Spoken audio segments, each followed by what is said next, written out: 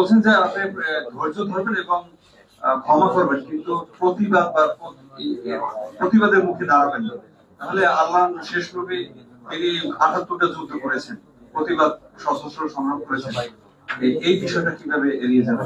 এইটা হলো আল্লাহ রসুল মুক্তি জীবনের 13 বছরে যখন আবু জেহেল ক্ষমতায় ছিল, মানুষের আইন দেওয়া সমাজ চলছিল, তখন সবর এবং ক্ষমার নীতিতে তিনি অটল ছিলেন। আল্লাহর পক্ষ থেকে নির্দেশ ছিল সবর করো, ক্ষমা করো, মোকাবেলা করিও না, মোকাবেলাতে তো আমার উপরে ছেড়ে দাও।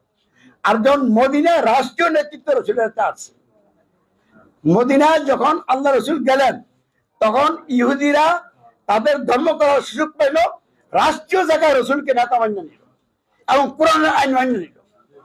তাহলে রাষ্ট্রীয় নেতৃত্ব যখন রসুলের হাতে আসলো, কোরআন রাষ্ট্রীয় জায়গায় সংবিধান হিসেবে প্রতিষ্ঠিত হয়ে গেল, তখন সশস্ত্র লড়াই আসছে বিভিন্ন প্রেক্ষাপটে।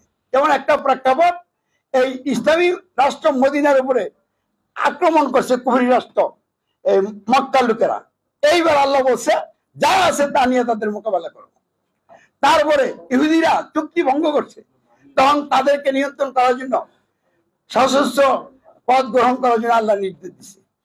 আবার আল্লাহ রসুল বিভিন্ন রাষ্ট্রে রাষ্ট্রীয় ক্ষমতা যারা ছিল তাদেরকে ইসলাম গ্রহণের দাওয়াত দিচ্ছেন। গ্রহণ না করলে বলছেন জিজিয়া কর দাও, জিজিয়া কর না দিলে বলছেন তোমাদেরকে সময় বেঁধে দেওয়া হলো, এর মধ্যে কোনটা করবা, যদি ইসলামও গ্রহণ করবা না, জিজিয়া করও দিবা না, তাহলে আমি আক্রমণ করবো। তাহলে যত সব সশস্ত্র লড়াই আল্লাহ রসুল করেছিলেন মদিনী জিন্দিগিতে রাষ্ট্রীয় ক্ষমতা লাভের পরে। এই জন্য আমাদের কথা হলো, একটা ভূখণ্ডে যদি আমাদের হাতে আল্লাহ রাষ্ট্রীয় নেতৃত্ব দেয়,